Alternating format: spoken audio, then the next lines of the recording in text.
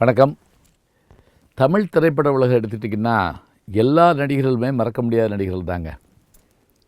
அதில் நம்ம தியாகராஜ பாகவதர், பியூஷ் சின்னப்பா, எம்ஜி ராமச்சந்திரன், சிவாஜி கணேசன், ரஜினிகாந்த், கமலஹாசன், அதே போல் இன்றைக்கி இருக்கக்கூடிய விஜய், அஜித், அப்புறம் தனுஷ், சிம்பு என்று வரிசையாக ஹீரோக்கள் பேரை பற்றின சொல்லிட்டு போயிடுறோம். கதாநாயகர்கள்லேயும் அது மாதிரி குறிப்பிட்டவங்களும் சொல்லிட்டு போயிடுறோம். ஆனால் குணச்சித்திர வேடம் தொடங்கி வில்லனாக, அப்பாவாக, சிறு சிறு பாத்திரங்களில் கதாநாயகனாக முதல்ல தோன்றி என்று பல்வேறு செயல்பாடுகளை உடைய நடிகர்கள் பலர் இருக்காங்க. மறக்க முடியாத நடிகர்கள் அவங்கெல்லாம். இன்றைக்கி தலைமுறைக்கு வேணால் தெரியாமல் இருக்கலாம். ஆனால் அவங்க நடித்த படத்தில் அவங்க ஒரு காட்சியில் வந்தாலும் அவங்க பேசப்படுவாங்க. இப்போ நான் ஒரு நடிகரை பற்றி சொல்கிறேன். செங்கோட்டை வி. சுப்பையா, எஸ்வி சுப்பையா நினைவு வச்சுக்கோங்க. எஸ்வி சுப்பையா உங்களுக்கு பேர் கேட்டவொன்னு தெரிஞ்சிருக்கும். சரி, பேர் கேட்டவொன்னே தெரியல. அவர் ஊர் செங்கோட்டை, திருநெல்வேலி மாவட்டம். இப்போவும் தான் குற்றாலம் பக்கத்தில் செங்கோட்டைங்கிற ஒரு ஊர் இருக்குது. இதில் என்ன சிறப்பு அப்படின்னா, இவரை மகாகவி பாரதியாராக நீங்கள் நினச்சி பார்த்தீங்கன்னா சரியாக இருக்கும். ஆமாங்க, கப்பலோட்டிய தமிழன் படத்தில் இவர் தான் பாரதியார் வருவார்.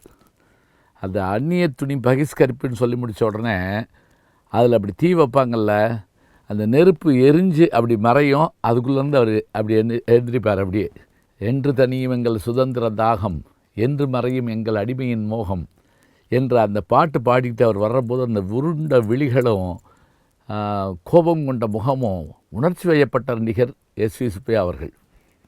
அவருடைய வரலாற்றை பார்த்திங்கன்னா ஆச்சரியமாக இருக்குது. அவருடைய குடும்பம் சாதாரண நடுத்தர குடும்பம்தான். பள்ளிக்கூடத்துக்கு அனுப்புனாங்க. இவர் பிறந்தது எப்போ? 1920ஆம் ஆண்டு செங்கோட்டையில் பிறந்தார்.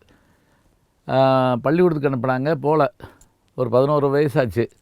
அப்புறம் அங்கே இருந்த பரமானந்த பாய்ஸ் கம்பெனியில் கொஞ்ச நாள் நடிக்க போனார். அப்புறம் அடுத்தடுத்த சபாக்களில் நடிக்க போயிட்டார். நாடக சபாக்கள் நடிக்க போயிட்டார். என்னென்ன சிறு பிள்ளைகளுக்கான நாடக கம்பெனிகள் இருந்துச்சோ அது எல்லாத்துலையும் நடிச்சுக்கிட்டே வந்தார். அப்போ கவியின் கனவுன்னு ஒரு அற்புதமான நாடகம், எஸ்டி சுந்தரம் என்ற கவிஞர் எழுதின நாடகம். அவர் தான் கப்பலோட்டிய தமிழனுக்கு கதைவசனம் எழுதினவர்.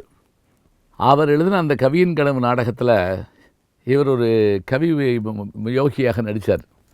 அந்த பாத்திரம் இவருக்கு ஒரு பெரும் புகழை தந்தன. அதன் காரணமாக இவருக்கு திரைப்பட உலகில் வாய்ப்பு கிடைத்தது. 1946இல் பிரகதி ஸ்டுடியோ தயாரித்த விஜயலட்சுமிங்கிற படத்தில் இவர் நடிக்கிறார். அதாவது 26வது வயதில் இவர் திரைப்படத்துக்குள்ளே வர்றார். மறைகிற காலம் வரைக்கும் நடித்தாருங்க. அதுதான் இவருக்கு பெரிய சிறப்பு. என்ன இன்றைக்கி மாதிரி ஒரு படத்தில் நடித்த உடனே எல்லா ஊடகங்களும் அவங்கள தூக்கி பிடிக்கிறதுக்கு வாய்ப்பு இருக்குது. ஆனால் அன்றைக்கி இல்லை. இப்போ இவர் நடிக்க வராரு. இவர் நடித்த கஞ்சன்கிற ஒரு படம் ரொம்ப புகழ்பெற்ற படம். அதே போல் அபிமன்யுன்னு ஒரு படம். அதில் எம்ஜிஆர் அவர்கள் அர்ஜுனனாக நடிச்சிருப்பார். அபிமன்யுடைய தந்தையாக நடிச்சிருப்பார்.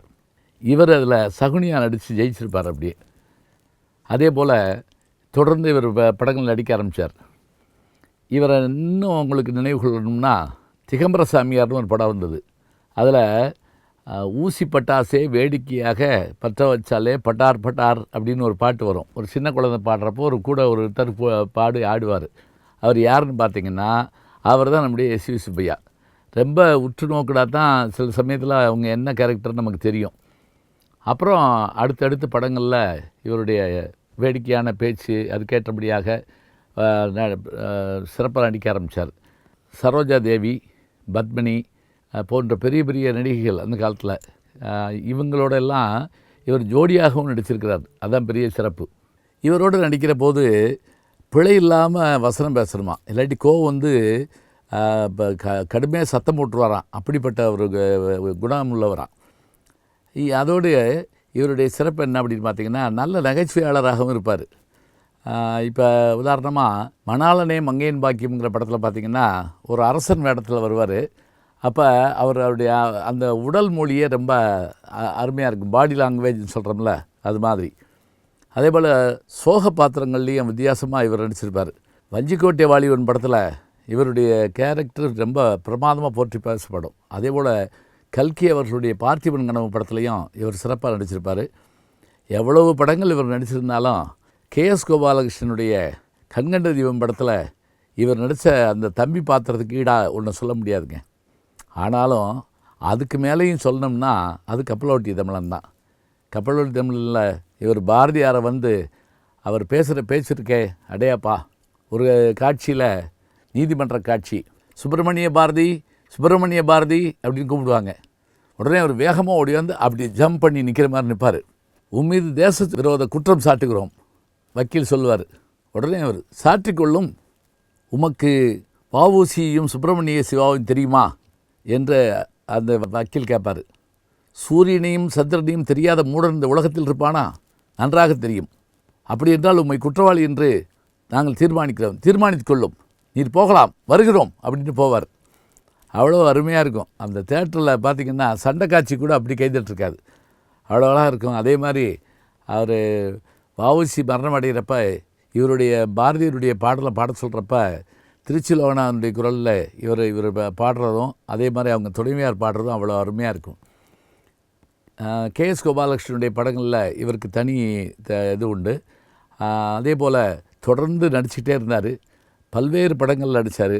இவர் படமும் எடுத்தார். அதாவது காவல் தெய்வம்னு ஒரு படம் எடுத்தார். ஜெயகாந்தனுடைய கதை அது. அந்த ஜெயகாந்தனுடைய கதையை வாங்கி படமாக்கி அதில் ஒரு சிறப்பு தோற்றமாக சிவாஜி கணேசன் அவர்கள் நடித்தாங்க, சாமுண்டி அப்படிங்கிற கேரக்டரில். அதில் ஆச்சரியம் என்னென்னா, அந்த படத்துக்கு சிவாஜி அவர்கள் எஸ்வி சுப்பையாட்ட பணம் வாங்க மாட்டேன்ட்டாராம்.